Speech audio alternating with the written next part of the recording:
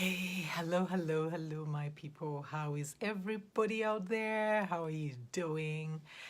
Happy Monday. I know I kind of started a little late, but that's okay. Yeah, so I had a fabulous weekend. Hope you had a fabulous weekend too.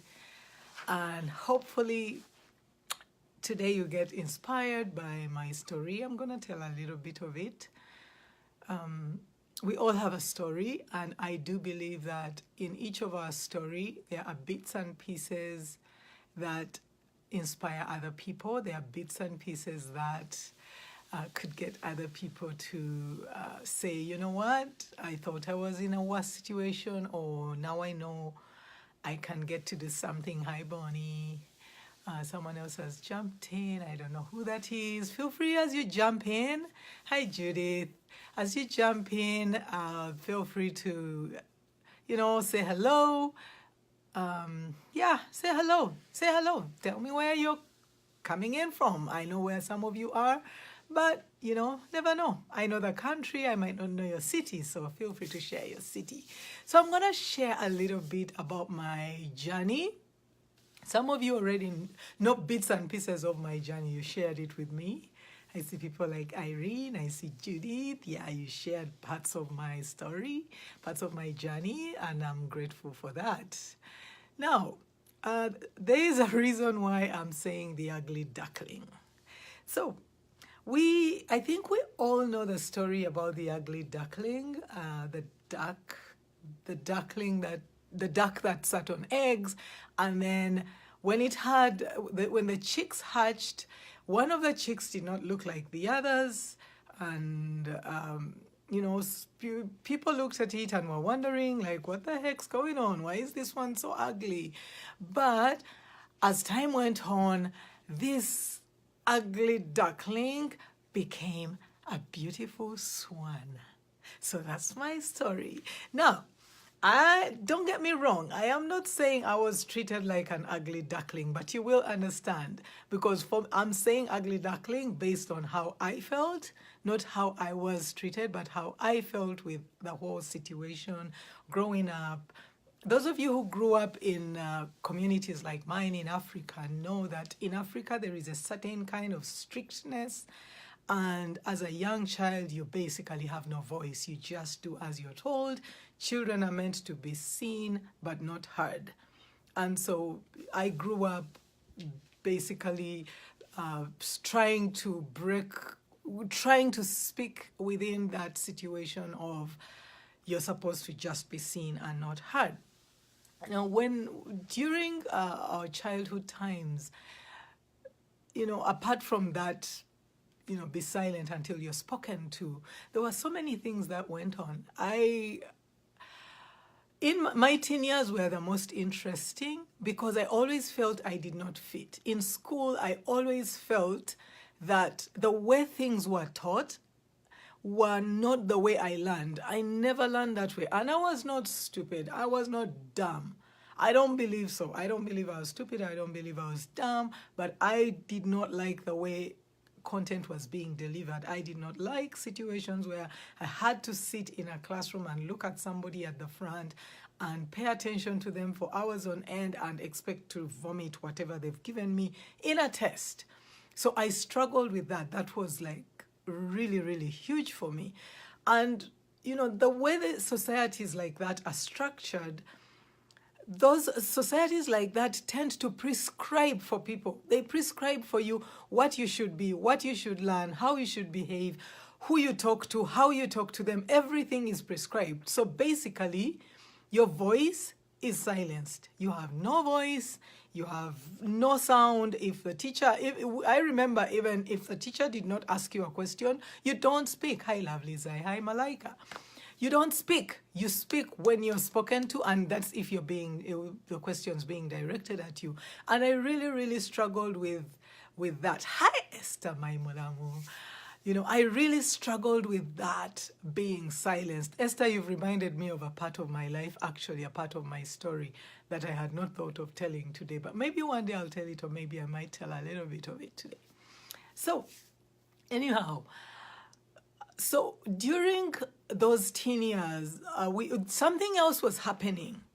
You know, as teenagers grow, their bodies change, you know, you start getting those feelings for the opposite sex or whatever, those who go for the same sex. You know, you get those feelings of, you know. And I did date some guys, and what I remember is, hi Josephine, I remember being beaten senseless, because I spoke to some guy. Beaten senseless because some guy was passing by my house and he glanced at the house, which means I must have been, you know, the object of his attraction. So I got beat like crazy. You know, those beatings, when I think back to those beatings, for me, those were my silencing things. And I really, really, really struggled with stuff like that. And I became rebellious. Basically, I was like, no more. I just said, I'm going to do my thing because I know whether I do good or I do bad, I'm still going to get beat anyway. So what the heck? So I was like, boom, out the box. I'm just going to do my thing. So I did my thing. And then, you know, sadly, during that time, something that the kids these days don't have, or, you know, they have, we didn't get, was nobody talked to us about why you shouldn't be talking to boys. You just got beat for talking to boys. Just got beat. Nobody said why you shouldn't be talking to boys, or, you know, what are the dangers, or what do you need to watch out for. So I found myself pregnant as a teenager. When I found myself pregnant, I interestingly, even in those days, I could not really put my finger on anything because nobody ever had those conversations with us. I'm not going to go through a lot of that part of my story because part of it was a blur, interestingly. But what I recall is so many people came against, you know, they didn't come against me, but they talked. Oh my God, they talked. They talked and talked. I was the biggest failure, people. I was done, basically.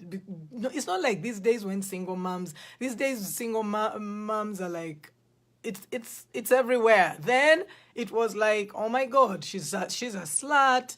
She's a failure, school dropout. You're like done.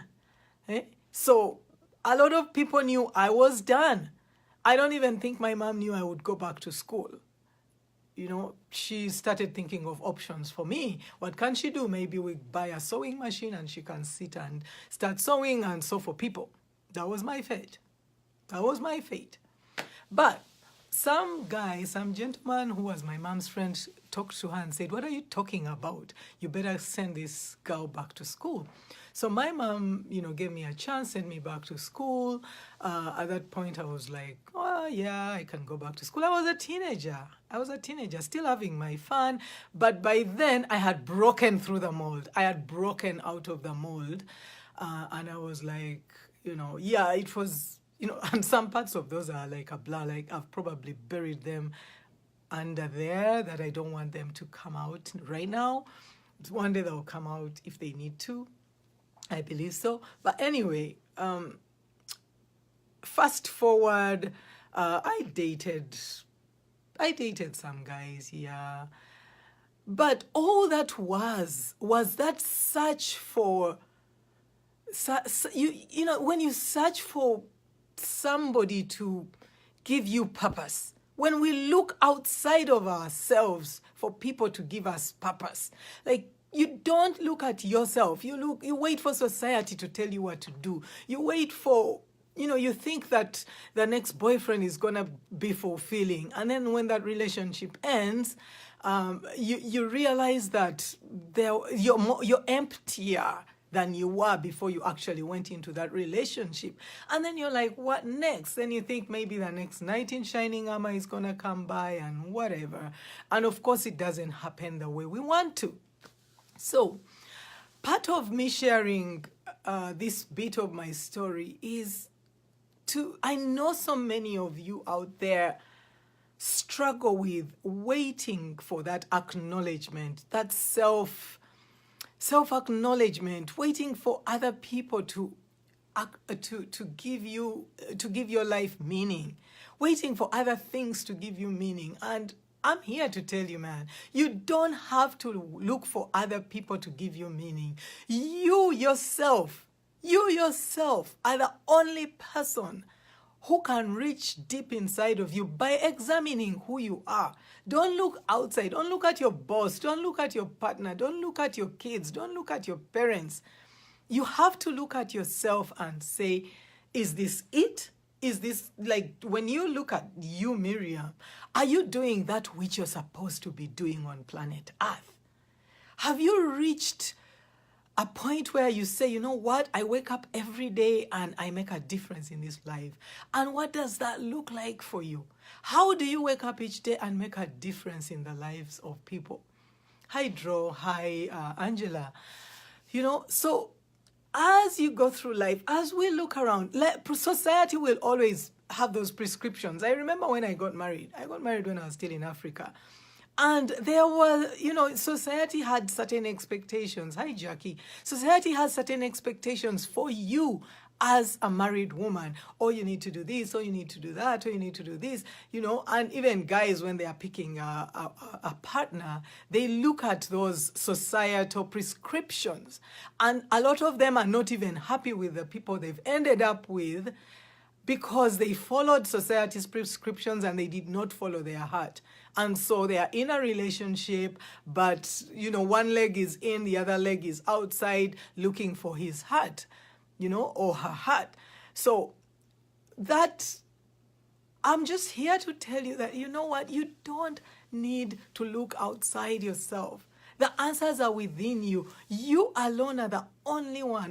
My tagline is own your breakthrough. If you want to break through, if you want to get away from situations where you're tied to other people telling you what to do, even if they are not saying it in your ears, but you're afraid that if I do this, what will people think? I always say, which people? And what are they going to think anyway? And if they think it, so what? Those of you who were around me, Irene probably knows, there was a point I was like, I don't care. So what? So what? Well, if you're thinking that, so what? People will talk whether you're doing the right thing or you're doing the wrong thing. People will always talk. They will always be there yapping around. Society will always be there prescribing things. Do you have to fit in? Not necessarily. Remember, you matter. You're the most important ingredient in everything. Put yourself first. If what you're doing is not satisfying, you don't have to accept that situation as the omega. It is not the end. And it doesn't matter how old you are. Don't wait I tell young people, don't even wait to be old. Don't even wait to get to 30 and you've not found your purpose. Man, it's your chance. You guys are so lucky, young people. Today, technology is everywhere. Knowledge is at your fingertips. You want it, you get it. You want it now, you can get it. It's so much easier for you than when it was for us. So don't even blow that chance. Don't blow that chance to find your mojo. Society will always be there. They'll tell you stuff. They will tell you things. Thanks, Josephine. Thanks for the hearts. Yeah, you guys, man, I need to know that you're listening. So throw me some hearts. Do you fast? Absolutely. Do you fast? I always say you cannot pour from an empty cup. You can't give somebody, if your jug is empty, you cannot pour into others. And yet you have to. You have to pour into others. We are all here for a purpose. We are all here for a calling. Your story, just like my weird, ugly duckling story, nobody, I can assure you, nobody who saw me those days in my teen years when I was going through, trying to be a teen and a mom and I don't know what I was trying to be. But anybody who saw me then would not put me where I am today. But I am today what I am because I said, Miriam, you're coming first. You are coming first. So I put myself first. It doesn't mean that you don't respect other people. You do respect them where they are. Don't give away your happiness. Don't give away don't give away your joy. Don't give away your life. Man, you are the most important ingredient, and you go into the pan first. You get to fry yourself first. And I'm telling you, if you wake up every day, put yourself first, learn something new every day. And this business of just listening to people around is not enough. You gotta practice. You gotta practice what you're learning. I'm telling you, so many people listen to motivational videos, they listen to people here and there, and they do nothing. Hi, John. I love you, John. I won't say much. John was one of those children who grew up around me. I saw him growing up, and he saw me go through some of this stuff. He was probably too young for this, but well, you know. So yeah, put yourself first, learn something new. As you listen to people, please walk around with a notebook. Choose one thing from what you've had in the day and practice it. Practice. Sorry, someone's trying to call me. Don't call me. You know, no. This person should be on the live here listening. Hi, John. Love you, boy. So do you daily. Learn something new daily. Practice something new daily. Push yourself daily.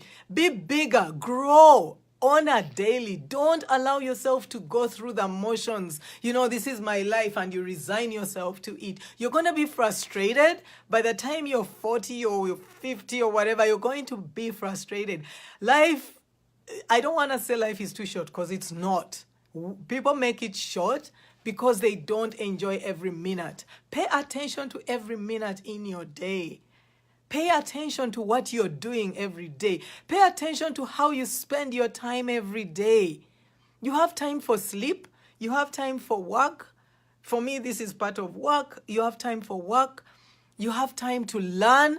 Create time on a daily to learn. Read. There's so much reading out there. I'm telling you, scrolling through social media and chatting people up is not enough. It's okay to talk to people and say hello. That's perfectly fine.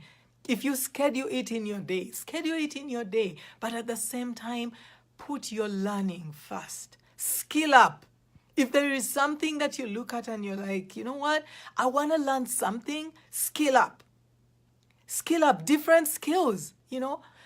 Even like people tell me, how do you even put on the camera and talk? And I'm like, I turn on the camera, I push live. And once I push live, guys, people, I ain't turning back. You know, I push live and go. I just go. Whatever. But if you start saying, you know, I can't do a live, I can't do this, I can't share my story, it's okay. But time is going to come when you need. Sometimes the release you get, I'm telling you, the biggest releases I've got are when I share my story. Because I can take burdens off. It's part of the healing process. I take burdens off. I take, you know, I shared something. And just another thing is, as you share things, as you get rid of things, you create room. If you don't share your story, if you don't share your experiences, if you don't inspire other people, you become like a bag. If some of you have packed bags going on a journey, there is so much you can fit in that bag. At some point, it will be so full, you can't even close the zipper. So you have to open it and take stuff out. What do you take out? How do you choose what to take out? So same with your body. Your body is like a vessel. There is stuff in there you don't need, and yet there is stuff outside you that you need. So you need to open that vessel, which is yourself. Get rid of stuff. Get rid of stuff. Tell your story. If you have feelings of guilt, if you have feelings of pain, if you have trauma, if you have grief, share those parts of your story. By sharing them, you empty yourself out. And once you're done, take your deep breath and refill those spaces. Refill those spaces with things that are going to make you a better vessel. And then tomorrow, do the same. It's a daily process. I never want to waste my time on things that don't either help me into pouring into other people or into learning things. So, and some of you who have interacted with me know that I prefer to pour into you or to learn from you. It's always a good thing because that's how we grow. You are growing physiologically, your body is growing, your years are going. Grow yourself spiritually, grow yourself emotionally, grow your spirit. Man, grow. You are going to find yourself, if you decide even 21 days of growth, 21 days of growth are going to propel you much, much further than you can ever imagine. So that is what I wish for you. Do not let anyone tell you stuff about what you need to be or what you should be looking like. Make the decision by yourself and say, this is the picture I'm going to paint of myself. Choose those colors. If you choose to paint your face red, that's your picture. Paint your picture, paint your life. Paint it the way you want it to look like. And once you're done painting your life, I know there is never an end, but as you paint, share parts of your story, why you picked that paint, why you are doing what you're doing, why you are giving yourself 8 hands instead of 2, why you are giving yourself no hair instead of hair. Paint your picture, the picture of your life, the way you want it to be known outside. I wish you all the best, my friends. Dr. Miriam here from the Break Free Zone. Wish you all the best. And hopefully I'm going to see growth. I keep checking on you guys. I keep checking. I will check your pages too. I keep checking and see, who's growing how. It actually gives me joy to see people growing, people expanding, people getting into their power, because it is one of the most fulfilling things, and I wish it for each one of you. So I hope to see you next time. Dr. Miriam Sekandi from the Break Free Zone. All the best. Thank you and bye.